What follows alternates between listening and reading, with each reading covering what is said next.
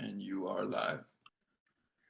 All right. Good morning, everybody. Erica Boles here with the Arthritis Foundation, and welcome to this week's Carolina Coffee Chat. This week is Nutrition Week, and I'm super excited for our volunteer that we're talking with today because she likes to eat, much like myself, and she's a really fun person for us to chat with this morning. So, love to introduce you guys to Megan Lohner. And Megan, I'll let you share a little bit about yourself, how you've been involved with the Arthritis Foundation, your arthritis journey, and all that jazz.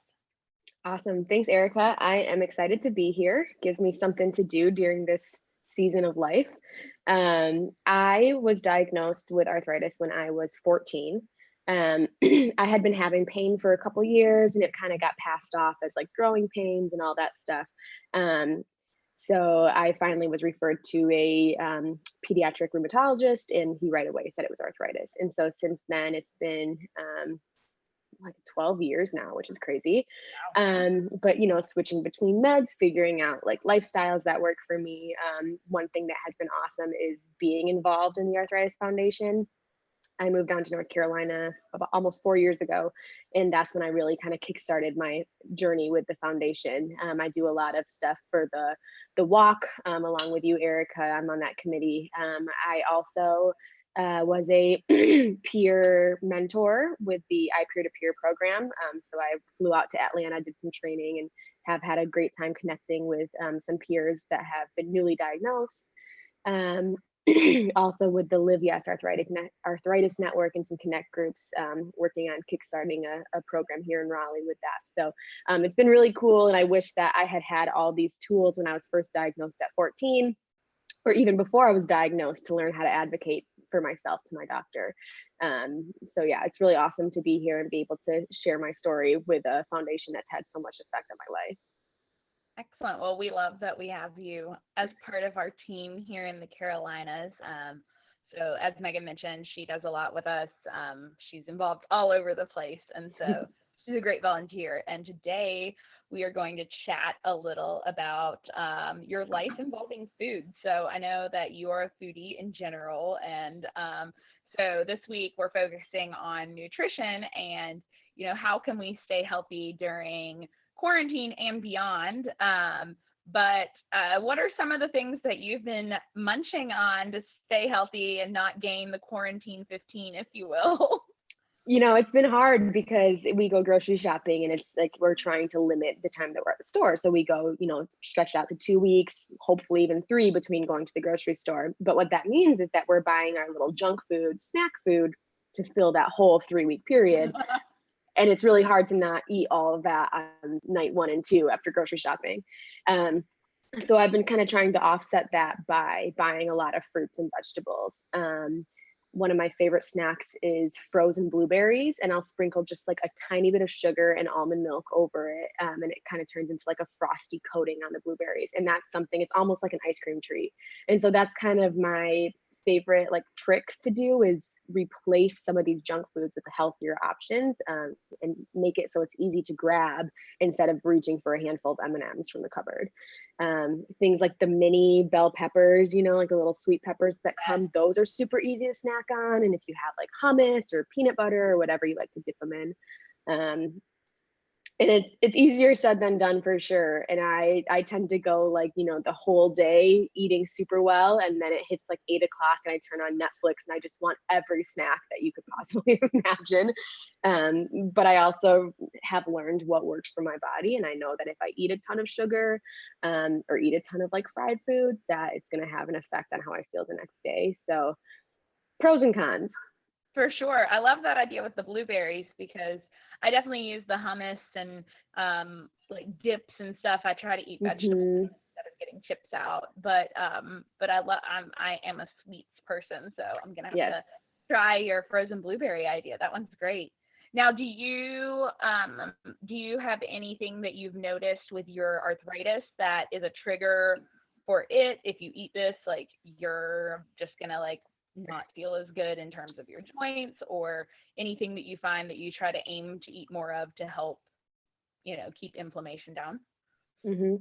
I know that sugar is a bad one. I had done a couple of years ago the Whole 30 diet, just kind of to play around and for fun. So the point of this diet is you eliminate all of these foods that could be triggers. And then once the program is done after 30 days, you add them in one by one. So you add back in gluten and then sugar and then dairy to see how it affects your body. And the day I added in sugar, it was like I got hit by a bus. Like the next day, just like I felt yucky through my whole body, but my joints specifically were really bad. And I'll notice that still if I get like a smoothie from the store and don't ask for them to not put sugar in it, things that you don't really think would have a ton of sugar, it just like hits you like a truck. Fried foods are also not great for me. And just like a lot of over processed things. And I also know for me, something I figured out is that the day after I do my injection that I'm on, I am more sensitive to the foods that I eat. I think it's just like a lot happening inside my body. So I know that like if I'm going to do my injection Wednesday night, Thursdays might be kind of rough. So I try on Wednesday to really focus on eating like the better foods, a lot of fruits and veggies, kind of avoiding like a lot of the carbs and the processed foods. And I drink a lot of water too, is my big thing. I try to drink, I have like a 32-ounce bottle and I try to drink like 4 of those a day, which is a gallon. Some days it's easier than others, but that's like a big goal for mine. I think that also curbs cravings. And it's, you know, a lot of times when you think you're hungry for snack foods, you're actually just dehydrated and just need water. Unfortunately, I think that's the story of my life is I feel like during this time of social distancing, I've gotten a lot better personally at drinking water because like I'm just at home. So I have the water right there there's no reason I can't drink it type of thing. And I noticed myself that keeps me from wanting to snack on things. And I think it just helps to like flush out your system really well if you do eat some junk. Having a lot of water with it. Yeah, well, absolutely. I know because we're friends. I know that you also don't eat dairy, and that's because you're lactose intolerant. But we also know that dairy oftentimes can trigger some inflammation for some patients. So, any dairy-free tips, even though you do it for a different reason, do you have any dairy-free tips in terms of good snacks or recipes or products that you like to buy to steer clear of dairy? Yeah. So, a really cool thing about being dairy free now, when I was first, I think I've been dairy free for about 6 or 7 years because of this lactose intolerance that I have. And at that point, there was really like 1 or 2 brands that had dairy free. It was like the So Delicious and the Daya or whatever, which are wonderful brands and they make great products. But lately, it's become kind of a fad to be dairy free or to be vegan. And so there's a lot of products at the grocery store, which is amazing. But I have had to be careful because a lot of the times when you take out the dairy, there's a lot of like sugar in there and things like that. So it is important to read the labels if you know that you're sensitive to other foods. But honestly, for me, I don't miss a lot of the dairy. Like if I'm going to make a pizza or order a pizza, I just order it without cheese, even if they have like a vegan substitute. I've learned to add more veggies or more toppings and take off the dairy, and I actually enjoy it more. And I'm trying to think of what some other, one of my favorite little indulgences is I make a smoothie and I make it with like a frozen banana, cocoa powder, peanut butter, and then like a little bit of honey and almond milk. And it tastes like, I think the best comparison is like a Wendy's Frosty.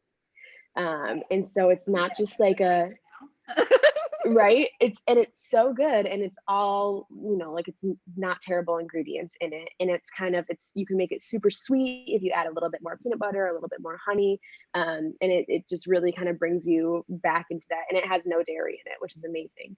And so it's kind of just learning, if you Google dairy free recipes, there are so many options, and it's like that with everything. If you're gluten free, if you found that gluten is bad for you, the internet is your friend and Pinterest is your friend because there's so many options on there now. For sure. And I love that you said like that you just take the dairy out, like you don't put cheese on things. Yeah.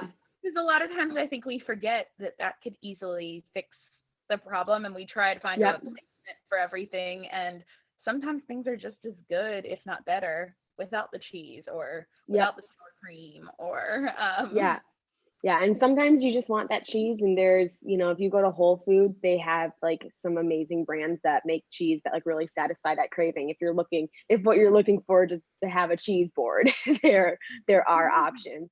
But I definitely look at those as more of an indulgence than like a staple in my diet. Nice. So what's on the menu today? Let's see. Well, I just made breakfast. I had some sauteed kale, which I am very into these days. And I had 2 eggs and some avocado, which was delicious and filling and well-rounded. I Yeah, think, that sounds delish. yeah, I think for lunch the other day I was really craving like a Reuben sandwich.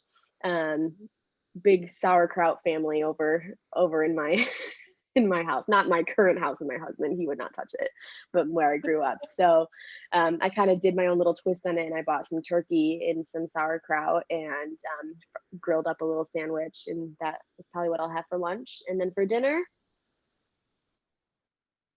who Let's knows? see. We'll see. That's been I think the worst part of quarantine for me is it gets to be 5 o'clock and I have to make dinner again. Like I said to my husband the other day, it seems kind of rude that we're expected to eat dinner every day. That's funny. But probably I've been big on like, oh, sorry, what was that? I was asking, do you guys like to cook though, at least, or did you like to cook prior to having to do it every day? Um, We are not big cooks. I like to, whip up something easy. Like I'll do like rice on a salad with some chicken that's already made. But in terms of like multiple ingredients, like a big pot boiling, we recently got an instant pot, which has been awesome. One of my favorite meals in there is like a burrito bowl. So it's like rice and beans and chicken. You throw in a jar of salsa, and it's just 20 minutes and done. So that might be what I end up making tonight because it's just easy and it makes enough to last for a couple days. And so Yeah, it knocks out dinner and lunches for 2 or 3 days, which is great. yeah, definitely. Well, I wish that we weren't in social distancing so that I could come over and eat all of these things that you've made my mouth water with now. When this is over, When this because is it will be over someday, right? so, well, anything else you want to share with folks about nutrition, arthritis, life in general? Man, I don't really think so. I think, the whole thing with arthritis and with nutrition and exercising and everything that makes life easier is just really trial and error. And what works for me might not work for someone else. Just because I don't eat dairy and I can still eat gluten doesn't mean that the person sitting next to me with the same symptoms is going to have that same response.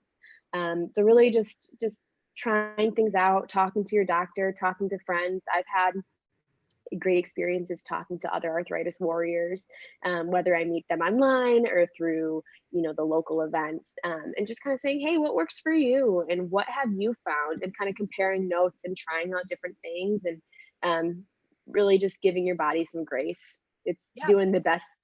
It's doing the best that it can, and it's keeping you alive, and it's trying to keep you safe. So doing whatever you can to help it, and understanding that you might not get everything right on the first try.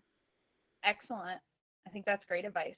And now you are going to be doing our virtual walk next weekend, correct? Excellent. And any plans for a pre or post walk snack for you? For a snack, oh man, I think afterwards I'll probably make a nice smoothie. Maybe throw in a little bit of protein powder, give my body some nourishment after walking for 3 miles. I'm really excited though to be in that walk and connect over FaceTime or Facebook Live, and bring in my family from all over the country to join me in this walk that they usually can't because they're halfway across the country. So Yeah, excellent. Well, so for anyone who hasn't registered for our walk yet, please join Megan and myself and many, many others across the country. You can register at walktocurearthritis.org. I'm going to check really quick and see with our behind the scenes moderator, Will, do we have any questions in the chat box? No questions. All right. Well, awesome. without any questions, then we will wrap things up today. So Megan, thanks so much for sharing a little bit of your morning and your coffee with us today. I can't wait to try your blueberry trick. And I think you gave some really good advice to some arthritis patients and some good ideas for people to give tries to new things and just see what works for their body. So Join us Awesome. again, folks, next week. We'll have our Live Yes lunch break on Tuesday at noon next week. We're going to do that a little earlier, and then our coffee chat next week as well. So we look forward to having you guys back then, and enjoy the rest of your day. See y'all. Thanks, Erica.